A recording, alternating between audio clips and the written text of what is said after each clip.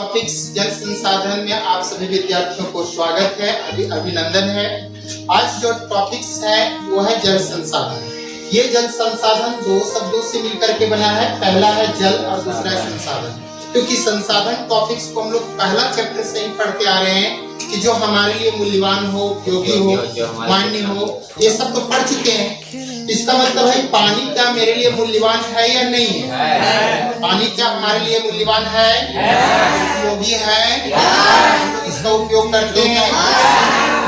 इसका मतलब पानी भी, जल भी एक प्रकार से मेरे लिए संसाधन है। ठीक है, तो आज के इस टॉपिक में खाली पानी पर चर्चा चलेगा। आज के चैप्टर में सिर्फ पानी पर ही चर्चा होगी। तो सबसे पहला चीज है परिचय। परिचय क्या है? परिचय के आधार पर हम लोग समझेंगे जल संसाधन किसे कहते हैं। जल संसाधन से आप क्या समझते हैं, ये आपकी परीक्षा में पूछा गया क्वेश्चन भी है। ठीक है, तो जल संसाधन क्या, उसको हम बाद में नोट करवा देंगे। अभी सिर्फ समझिए, अभी जितना टॉपिक समझना है क्या क्या वो सिर्फ हम परिचय कर रहे हैं। परिचय में क्या देंगे हम लोग कि जल संसाधन किसे कहते हैं। जल संसाधन किसे कहते हैं? तो पृथ्वी पर, धरती पर पाए जाने वाले, ठीक है, पानी के हिस्से को, पृथ्वी पर पाए जाने वाले जल के हिस्से को क्या कहा जाता है? जल संसाधन कहा जाता है।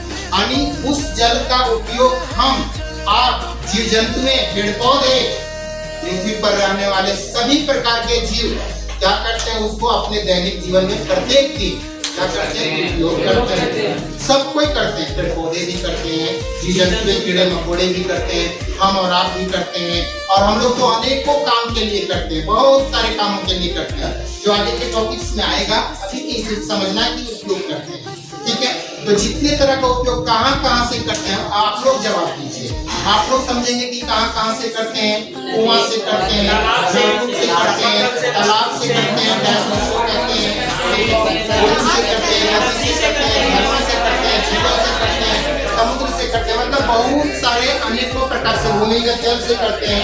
अनेकों प्रकार से हम लोग क्या करते हैं, जल का उपयोग करते हैं। जो उसका स्रोत कहलाता है, जहाँ से हम लोग उन स्रोतों से पानी को प्राप्त करते हैं। जो कई प्रकार के स्रोत हैं, जो उसको एग्जाम्पल्स में हम लोग क्या कर सकते हैं, लिख सकते हैं। तो ये था आपका परिचय। दूसरा में जल संसाधन का विस्तार, यानी जल संसाधन का विस्तार कितने क्षेत्रों में इस धरती पर फैला हुआ है पानी, तो कितना हमारे लिए उपयोगी है, कितना अनुपयोगी है।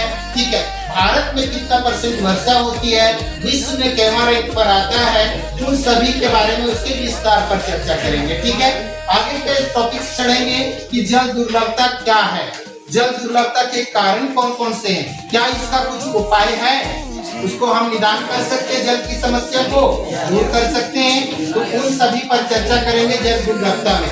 मतलब अभी का टॉपिक पढ़ना क्या है वो सिर्फ हम बता रहे हैं। अगला है जल का संरक्षण कैसे करेंगे। जल का संरक्षण मतलब जल ज्यादा प्रदूषण हो रहा है, जल ज्यादा बहाव हो रहा है, तो उसको हम लोग क्या करेंगे, संरक्षण करेंगे। संरक्षण कैसे करेंगे इस पर चर्चा करेंगे। इस पर हो गया, इस पर हो गया, इस पर हम लोग प्रबंधन और संरक्षण करने के उपाय को ढूंढेंगे। फिर लास्ट में इसका उपाय कैसे होगा।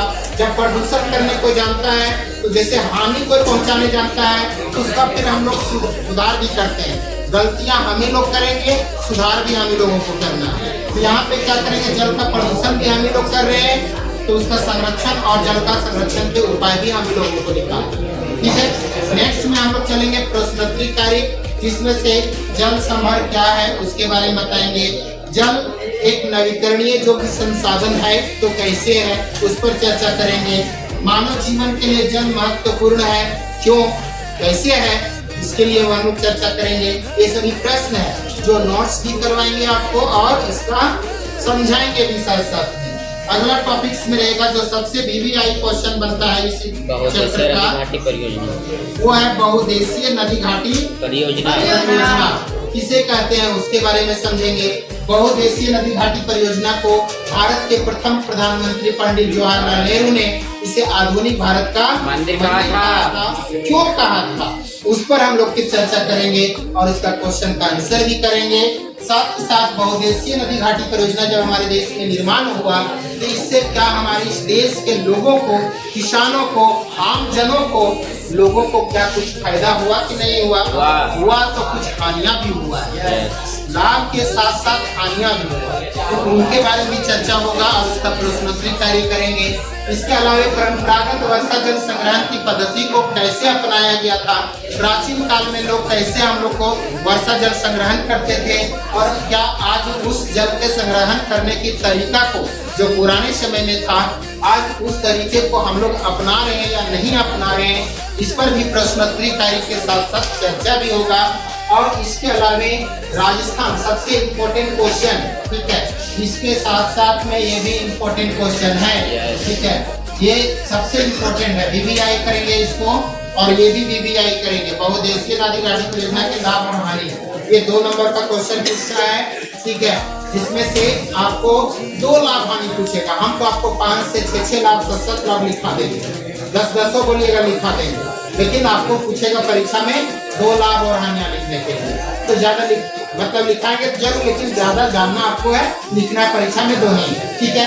तो सबसे इम्पोर्टेंट क्वेश्चन इस चैप्टर का यही है, राजस्थान के शुष्क क्षेत्रों में छत वर्षा जल संग्रहण करने की कौन कौन सी पद्धति वहाँ के लोग अपनाते हैं, उसके बारे में चर्चा करेंगे और समझाएंगे भी, प्रश्नोत्तरी कार्य कराएंगे। साथ ही साथ भारत में प्रमुख नदियां जो हैं, सब छोटे छोटे नदियों को तो नहीं बताएंगे, लेकिन प्रमुख बड़े बड़े नदियां जो हैं उन पर से विशाल विशाल बांध कौन कौन से बने हैं, इसका प्रोजेक्ट वर्क भी आपको करके आना है, जो आपके किताब में दिया हुआ है। प्रमुख नदियों पर हम लोग चर्चा करेंगे, प्रोजेक्ट वर्क साथ यहाँ पे बोर्ड में स्क्रीन पर निकाल देंगे बांधों को, ठीक है, स्क्रीन पर उसको गूगल के माध्यम से निकाल करके बताएंगे किस राज्य में कौन नदी पर कौन सा बांध बना, ठीक है। इससे क्या होगा कि आपके दिमाग में बैठेगा और हर चीज की चर्चाएं होगी। साथ ही साथ हम लोग कुछ नदियों के कारण से पानी के जल के बंटवारा को लेकर के आपस में राज्यों में देश में क्या हो रहे हैं, आपस में विवाद हो रहे हैं, लड़ाइयाँ हो रही है, तो उन लड़ाइयों पर जब विवाद की चर्चा करेंगे। और लास्ट रहेगा कि जल की सिंचाई की कुछ प्रणालियां हैं, कुछ विधियां हैं, जिससे कौन कौन सी विधि अपनाया गया है, जैसे फुहारा विधि को समझेंगे, ड्रिप विधि को समझेंगे, नल विधि को समझेंगे, ठीक है। ये अलग अलग विधियों को अलग अलग क्षेत्रों में किया जाता है, किस किस क्षेत्रों में उन सिंचाई की प्रणाली को अवश्य रूप से जानेंगे। तो इतना सारे टॉपिक्स इस चैप्टर में पढ़ना है हम लोग को। इस चैप्टर को जब पढ़ लेंगे पूरी तरह से तब हमारा चैप्टर समाप्त होगा। आज का टॉपिक यही रहेगा। आज सबसे पहले हम लोग चर्चा करेंगे, इसके बाद में परिचय को क्वेश्चन आंसर में, और इस पर जल संसाधन का विस्तार 2 पर अभी हम लोग इसके बाद से चर्चा करते हैं। आज का यहीं पे समापन किया जाता है, ठीक है। धन्यवाद आप सबों को इतना देर साथ रहने के लिए और